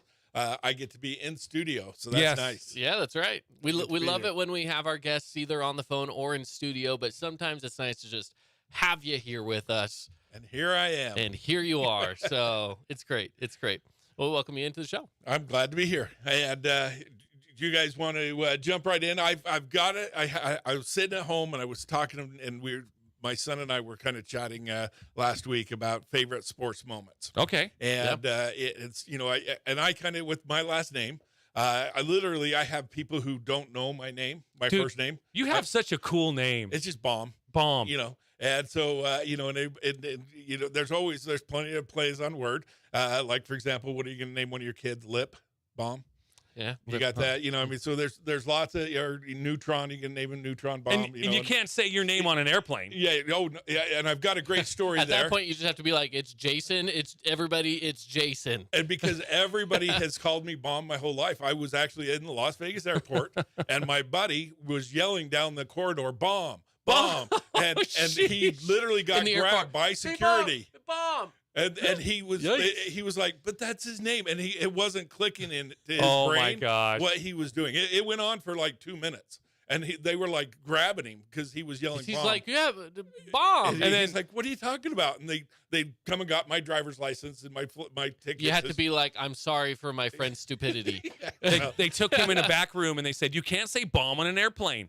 You can't say bomb. You can't. It was a lot of fun, but yeah. So I've had a lot of play on words. So I thought, you know what, I'm going to come up with the Bomb Sports Moment. Bomb Sports Moment, and here it is. It's a lot of Bomb Sports moments. We're just That's the thing is we're going to take one, tackle it, and maybe find some history or some trivia on it, and see. Now the first one that I chose is probably the most iconic picture in sports. Okay. Now I'm sure everybody has this. This is arguably the most iconic picture in sports. Now, if you would have sent that picture to Caden, we could throw that picture up on our YouTube. I know, but I'm going to make you guess. I want to hear your guys's. I want to hear your opinion. If you were to say most iconic picture in sports, what picture comes to mind? I thought of like 6. Okay.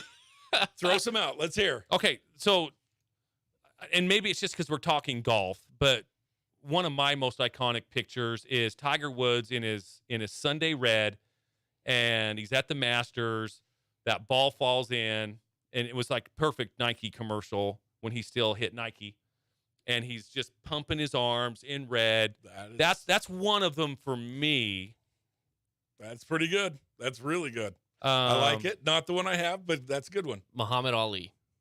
There you go. He's got it. Muhammad Ali. You are such standing over him. Teacher's pet. Over him. Now, here's the next trivia question. He's such a teacher's pet. Who was he standing over? Oh, I haven't looked it up Cassius Clay. Just kidding. No, I'm just kidding. It was. I'm going to say. Oh, why can't I think of his name? I know it, too. It's right on the tip of my tongue, and it's going to kill me. Not Leon Spinks, is it? No, give me. It's a bright day out there. It is. Sonny. Yes. Sonny Liston. Yep. Sonny Liston. And it is famous for a couple of reasons. So, obviously, first of all, he stood over the top of him. Yeah. Okay. That's a great picture. What is that? The punch that knocked him to the ground, what is that? It's famously called something. Does anybody know what that is? What the is it a name of the punch? They named the punch that put Sonny Liston on the ground. It came in about 2 minutes and 8 seconds into the fight. Muhammad Ali came out, just went right after him. I'm going to go with, this is what I'm going to go with. I'm going to go with the bomb. No, very good. I love that answer, but wrong. Okay. Caden, any thoughts? Well, he flies. He flies like a butterfly, stings like a bee, floats like a butterfly. Floats like a butterfly, stings like a bee. Here's what I've learned You today. better watch out. I know more about Muhammad Ali than. Oh, I got one word wrong. I got you this. Here, I have no idea what it's called. I'll throw out a hint to you. It's there's a superhero named after or has the same name. It's actually known as the Phantom Punch, because in the review of the video, they don't ever see where he got punched, and Sonny Liston is actually accused of taking a dive. Really? In the fight. Because he didn't want any Muhammad Ali? Well, there's a lot of or he different got things paid in off. There. And that is the big portion of it, which leads you to the next trivia question. Wow. Oh, there's the picture. Do you know? I put it up on the screen for us up there. Nice. Yeah. Do you know what mystery surrounds Sonny Liston's death? What mystery? Mm-hmm. His eyes were cut out. How did he die? I don't. Okay. Well, they found heroin next to his body. Yikes. Next to his body, but nobody could ever corroborate him using drugs. And because of the mob ties and the amount of money that was lost, because that was the second fight between Muhammad Ali. Now, keep in mind the controversy. This will be another controversy. The first time they fought, it was named a different fight. Anybody have an idea why or what that name was? Thrilla in Manila? Okay. It was the Cassius Clay versus Sonny Liston fight. Okay. Second time they fought, it was the Muhammad Ali Sonny Liston fight, because he had changed his name in between the two fights after joining the Nation of Islam. So, there's a lot of different things about it. Another thing is there was two photographers that actually caught the same image. Yeah. They were sitting right next to each other. One was shooting with black and white, and the other one with color. Really? And so you've got, if you've seen a lot of posters, like my son has the poster in his room captured, and it's black and white. Really? But obviously there's a lot of colored ones. So just very interesting contrast there between the two. And then Cassius Clay or Muhammad Ali, while standing over him, challenged Sonny Liston to get up, sucker. And, told him that's what he yelled to him. Last thing is who knows how long the count was, because Sonny Liston did get up. How long was the count for him to get up? Well, it's usually 10. Okay. He got up, though. But he got up. But he did. I'm going to give him 8. Okay. It was an 8 count. How much time actually elapsed? It goes long. I'm going to guess like 20. Okay. So he was pointed to go to a neutral corner, and Muhammad Ali didn't go to the neutral corner. It took a while, so he finally got to the neutral corner. The referee began counting. They said between the time he told him to go to a neutral corner and should have started the count, it was actually 22 seconds. Oh, wow. That's very close. Jeez. Yeah. So he took all of it. Like, he did not get up quickly. But the fight did continue, and then Muhammad Ali put him down again, and the fight was over. Yeah. So just a little bomb moment. I thought that was kind of cool. Some fun trivia about Muhammad Ali and the son he listed. That I mean, really one of the most famous. But it's when you dive into it and start hearing about phantom punches, they've looked at the video over and over again, and they say it just doesn't exist. There's no punch that would have put Liston on his back the way he did. Right. But Liston, obviously, up to his death, said that he did not take a drive. And in fact, he made a list of the top hardest punchers, the top 10 hardest punchers. And Mike Tyson's number 1. Muhammad Ali is number 2. I've heard everybody say Mike Tyson was number 1 at that. Like that, he just was unreal with how hard he hit. That's why they call him Iron Mike. Yeah, I mean, just those fists. And it was. I had a weird thing where I was in an airport and met Mike Tyson.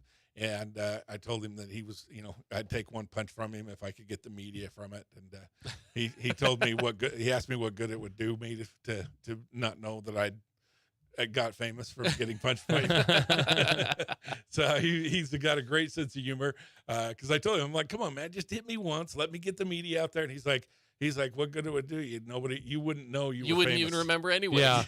You wouldn't even know was you were famous. Was he retired at the time? Oh, yeah. Was he? This was like probably 10 years ago. Oh, for real? Yeah, he was, I mean, he was nowhere near fighting shape, but I still wouldn't have taken a punch. Oh, heaven, yeah. I've heard a lot of people meeting Mike Tyson post boxing career said like he is so fun. Oh, he's such a cool guy. He was absolutely, like I said, he's in the airport and people were being somewhat respectful, but somewhat not, Yeah. And so he finally kind of moved over, and he actually moved over by me. Yeah. And so I didn't go seek him out. He come over and sat down, and I started just chatting with him. I just said, hey, Mike, my name's Jason. I just introduced myself. And started chatting with him. Very surreal kind of moment. And I'm like, come on, Mike, you know, if you hit me, I would take it. And I tried to, and he's like, I don't know you. Right. But it was, like I said, he's actually got a great sense of humor. We sat for probably 15, 20 minutes, and, he had a great sense of humor. Everything I threw at him, he kind of threw back a joke. And that's, we joked most of the time. So it was kind of a fun moment. But yeah, so anyway, I saw that picture. We were talking about that picture with my son this last week, and he's got a big poster of it on his wall and uses it for motivation. And so I thought that might be a fun one to come in here and chat about. Dude, I love it. I like it. That's great. And I'll come up with one for next week as well. We'll get some moment in sports. Maybe we'll, do either Tigers. I love Phil Mickelson's jumping in the air. That's all 4 inches off the ground. Hey, a jump is a jump. You take what you can get at a certain point in life. If the golf ball can go underneath his feet, he's fine. Sorry, we don't cover live golfers on this station. We most definitely have covered live golfers. We have? Who? Recently. Oh, come on. We just talked at the Masters all about live golf. And you've got it, Mark. Come on, you have to admit that comeback on Sunday for Phil. That was a great comeback. Was so phenomenal. He didn't come back from anything. He wasn't back. He wasn't in it. The comeback. So the sun shined on the dog's butt. He shot a good round one day. Wow. Thank you, Lefty. Is there a hater in the room? 100%. Oh, I've always been in the Tiger camp. I've never liked Phil. I never have. And then when he left to live, it just made me. Oh, he's sour. There's enough. There's enough room to love everybody, Mark. Oh my gosh. No, let's since we're talking golf, I can talk golf all day. Yeah.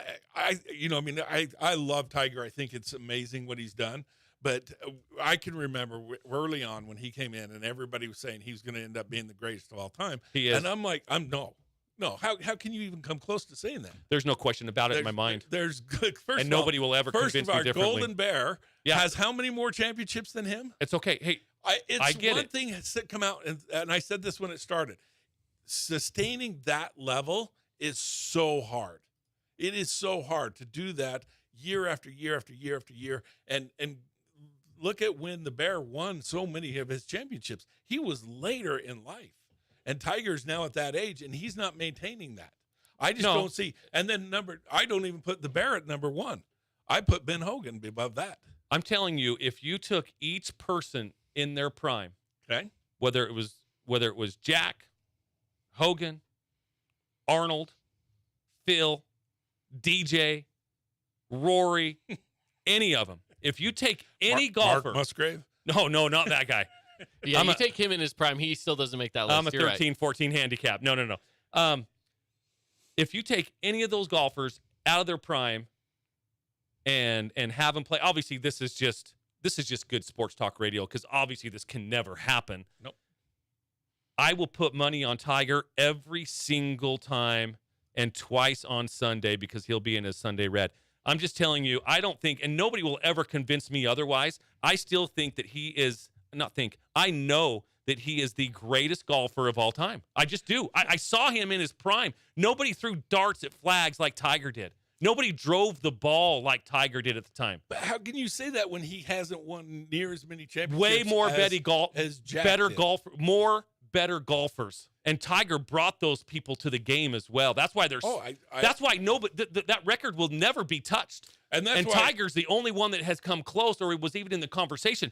Tiger changed a whole generation of golfers. He brought so many people. I'm not saying that Arnold and Jack didn't. Because Arnold brought the people to the game, and No Jack question. had to beat him. To me, that's the. This is Arnold brought the people to the game. The game completely changed with Arnold Palmer. This is no he slight. Brought so many people to the game. He changed it as much as Tiger did for the time period. This is no slight to Jack and no slight to Arnold. Awesome. I just feel in my mind what I saw, and then again, I saw Jack as. I was a youngster when he was kind of in his last days on, to bring a golf term into it. He was definitely on the back nine. He was almost in the clubhouse of his career. So I didn't see him live. I've seen clips. I've seen YouTube. I've seen stuff like that. And I saw Tiger with my own eyes, tournament after tournament, how he played, how he dominated. And I just don't see anybody. If you did prime versus prime versus prime, I just don't see anybody beating him. And I'm going to watch me poke a hole in Mark's argument right here real easily. Mark, who is the greatest basketball player of all time? Michael Jordan. Okay, but you saw Michael Jordan at the tail end of LeBron James dominates. I grew up with Michael Jordan. But see, the same argument is the kids today all say LeBron's the greatest, but they didn't see Jordan play. And I'll go even a step further. Like I said, I love golf and I've loved the history of it. If you go back and look at Ben Hogan, the number of championships he played in versus the number he won, his winning percentage is never going to be touched. Never. It's never going to be touched. Think about it. He only played in three. When he won the 3 British Opens, he won. He got on a boat for a month. It took a month to get there. Gets off the boat in one day and then goes out and wins the tournament. That is insane. Nobody is going to be expected to do that in today's game. So if you put Tiger, and this is where it's not fair, because if you put Tiger and made him play with Ben Hogan's equipment, he would not be able to find the fairway in a month of Sundays. I get that too. However, again, talking Hogan, talking Jack, talking Arn, there was maybe, again, I'm not an expert at golf history. There was maybe 5 or 6 golfers at the time that potentially could win a tournament every week. The number of great golfers was so minuscule back then compared to now. Oh, see, and I disagree with you. If you look at the competition level, it changes, but that's literally saying like Michael Jordan. Tom Watson, Sam Snead. Michael Jordan had less competition, and that's why he's the greatest of all time. That's not true. Exactly. You can't, it's the argument that, Michael Jordan wouldn't have won if it wasn't for Scottie Pippen. Come on. 53% of. So many people think that Scottie Pippen made Michael Jordan. It just makes me laugh. But the reality is that. Makes me want to puke. Yeah, there's no Scottie Pippen without Michael Jordan. That's just all there is to it. 53% of NBA players polled say that Michael Jordan was the GOAT. Only 32 or 33% said LeBron was. That's current NBA players. Well, and like I said, I'm using that as my catalyst because I look at, again, if you look at, for me, Arnold Palmer changed the game. His advertising for that time period and the amount of advertising money, he rewrote sports advertising. he changed the. No question. So no much. Question. He was everywhere at the time, and he brought a ton of people to the golf. And literally, that's the saying in golf is that Arnold Palmer created the party, and Jack had to beat everybody who came. Mm-hmm. Because Jack would come. Jack was a good-looking man too. Oh man, he dominated it. He was a good-looking dude. He really had was it going on. But then and to me, there's nobody. If you go back again and look at Jack's wins, man, you talk about clutch wins. That dude, when he needed to win, that 1-iron that he hit is by far one of the most famous shots in golf. But it's ridiculous. I mean, have you ever seen what he did with that 1-iron? When he won the I think it was U.S. Open. U.S. Open. Yep. And he had to have a birdie, and he goes out there from 240 yards with just a ridiculous turn that he had to make on the club, and with a 1-iron, and just pounds it up there to like 4 feet. Well, and I think it was I don't know if it was Gary Player, but one of those players, whether Gary Player or somebody said Chi Rodriguez. No, it wasn't Chi. Somebody said if you're ever out playing in a storm, make sure you just hold out your 1-iron, because not even God can hit a 1-iron. Exactly. So you don't want to get struck by lightning. I mean, truly, if you go back and I have, believe me, I love golf history. I think it's fascinating. And Jack is just. He was one of the absolute clutch players when he needed to put together. He'd go out and say, "I need to go out and shoot a 37 today," and he'd go shoot a 37. Well, I know we got to go to break, but I will tell you, you didn't convince me. I still think Tiger Woods is the greatest. I don't have a dog in the fight. I'm just here enjoying the show. I'm just letting you guys have at it. Let's arm wrestle. Quiet as Caden has been the whole. It really is. I just sat back here drinking my Dr. Pepper. I was like, all right, yeah, let's just let you guys go off. I think we were making him a little uncomfortable too. Two old guys. No, not at all. Okay. I was just like, I'll kick my feet up for a little bit. Take the show away, guys. That's Great. what me and Macy do. That's what me and Macy do all the time when we're at another couple's house, and if they start bickering a little bit, we're like, you're making us a little uncomfortable. It's like, Mom and Dad are fighting again. All right. We don't feel great anymore. All right. Yeah, we're going to take a break. Mom, you sticking around? I am. All right. Very good. We'll be back with more coming up next year on From the Bleachers.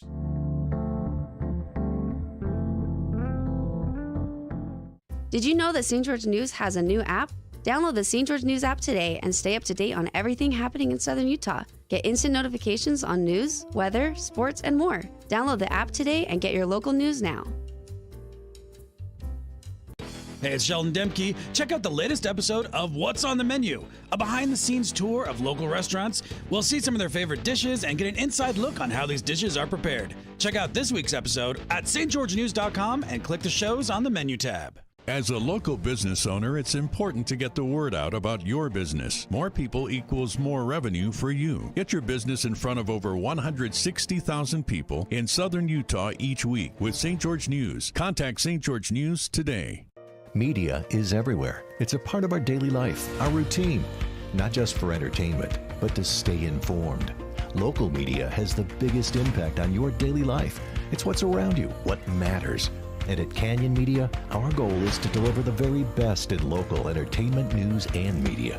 From our award-winning radio stations like 99.9 Coney Country to Southern Utah's #1 source for local news, St. George News, we believe in delivering free, fast, and accurate local news, entertainment, and information to all of Southern Utah through our entertaining on-air personalities and music, compelling local shows, and community events like the City of St. George 4th of July celebration and charitable events like Coney Coins for Kids.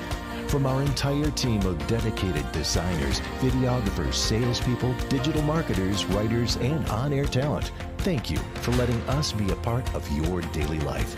Canyon Media, here for you.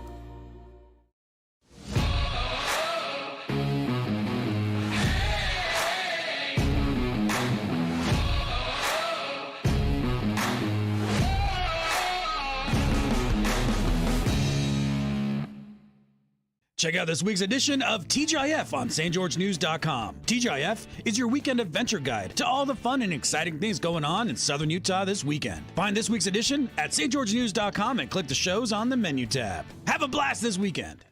Hey, it's Caden Formaster. And Mark Musgrave, the voice you know with the Fan Sports Network. Check out our local sports radio show, From the Bleachers, live every weekday from 4 to 6 p.m.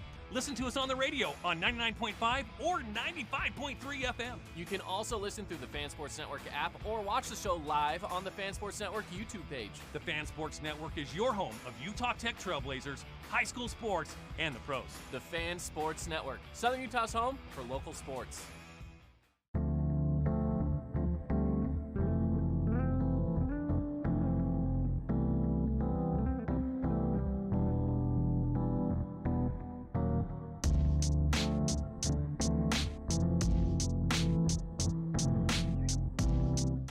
Welcome back in it, everybody. It's From the Bleachers. It's Caden Formaster and Mark Musgrave. The voice you know, Tiger Woods. Wow. He had to get the last word in. Had to get the last word in. We got Jason Baum here with us as well. We're moving away from golf, you guys. Let's I'm do sorry. it. We're moving away. It's too contentious. It can be. Jason, before we get into our next segment here and wrap up the show, tell us a little bit about the housing market. Where are we at? You know, it's funny too. I'm going to jump in before you do it. Of course, yes. Yeah. I actually took a screenshot the other day of your email that I get that said what our value is on our home, and I took a screenshot, sent it to Macy, and I was like, "This is pretty good. It's time to move. It's good." No, it's not time to move. But it certainly makes you think like it is a good time to be involved in the real estate market. It's crazy. It's crazy. I mean, I got some weird information since you guys have been talking Copper Rock all day. Yeah. They're talking about some of the nightly rental stuff out at Copper Rock. Some of the highest producing nightly rentals in the area is out there at Copper Rock. And I for most of your golf courses, centered ones don't tend to do as well in the nightly rental market. But those out there are doing extremely well. They're pulling top dollar on those. So, and those nightly rentals along fairway number 11, those would be a great place. That would be a really, really cool They spot. are they're way like nice. That spot. We were out there one time, me and Dalton and maybe a couple of his buddies, but we were out there, and as we're teeing off, we look over at some younger adults that rented the nightly rental over there, and they were over there chugging down some beer and all kinds of stuff. Just having a good time. Just having a good time. Yeah, I'm coming over. No, I don't drink. One of the big reasons been fun, was though. that it draws is that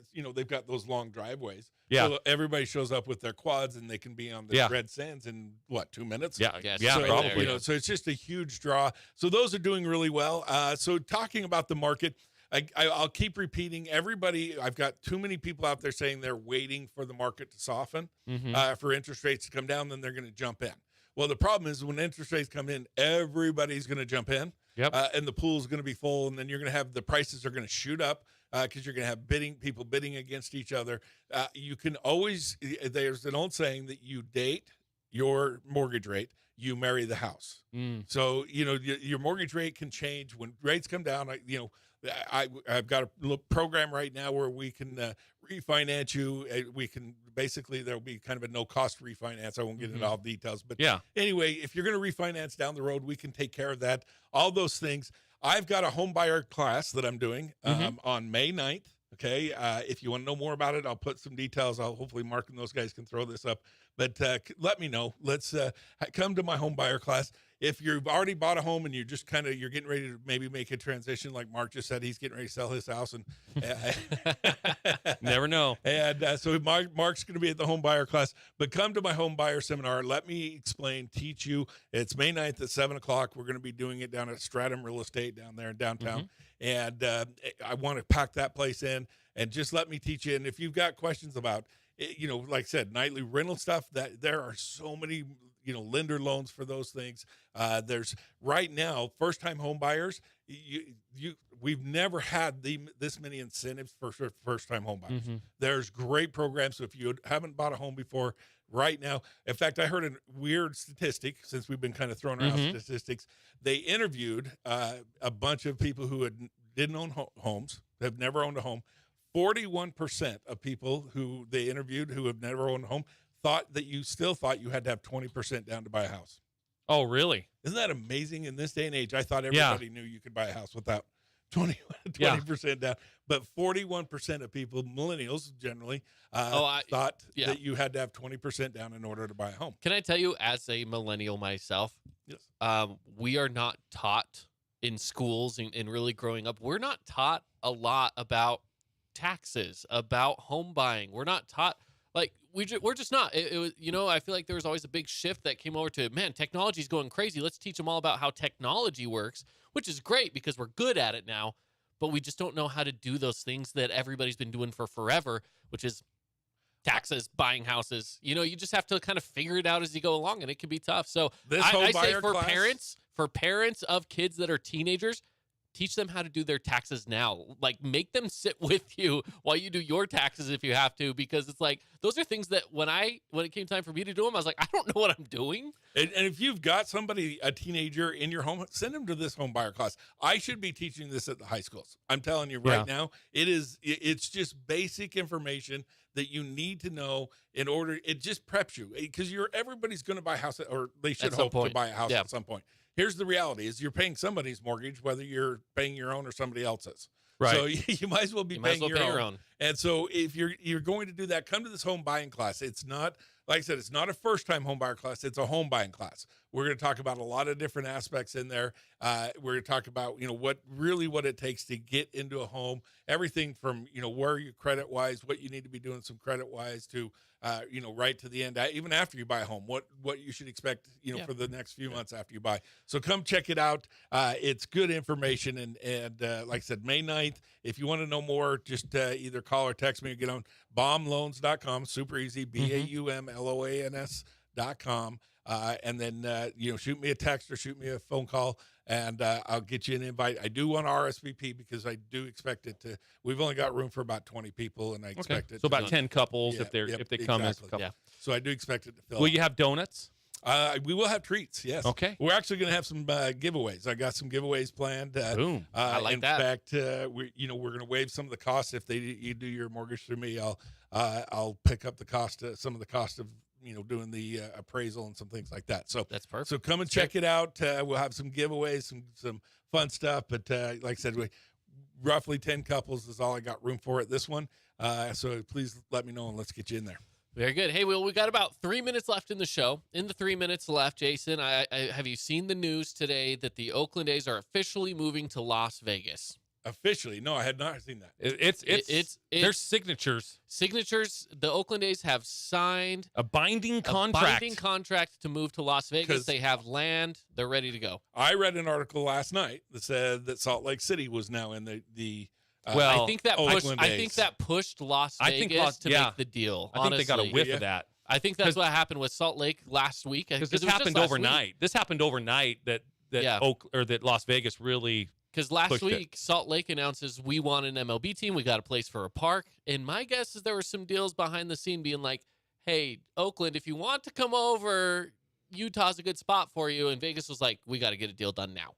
And so they did. So the property they're looking at, where the In-N-Out Burger is right there on Tropicana? Yep. Right there. Right next door. They're going to take down all of that old stuff right there. And, the funny thing is the border, the property line kind of goes right along the road that you turn off of into In-N-Out Burger. So it doesn't include that little piece of land right there where In-N-Out is. Right next to it. So I don't know if they're going to leave In-N-Out Burger or if that's going to go bye-bye for parking. I don't know what's going to go on, but yeah, that's the area that they're looking at right there. So there's the hotel kind of right across the street right there. Yeah. I was working in Vegas. I was supposed to come home. They decided to stay. I thought, well, just, somebody said, hey, just, get a hotel. And I thought, I'll just stay at this one. I should have. It was the most terrifying night in a hotel I've ever. Really? I had people knock on my door. It was just a weird experience. So no kidding. Yeah, and then I had my vehicle, and I'm like, I might as well just put for sale per parts. It was terrifying. Yeah. But that's an interesting area. That'll be fun.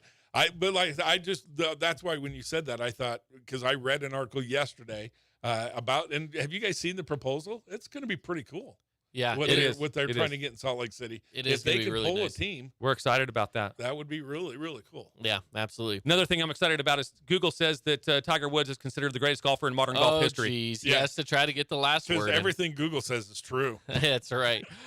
Thank you for joining us here on the show today. And we'll wrap it up here. Thanks for joining us as well, Jason. So, thank you. All right, have a good one, everybody. We'll see you.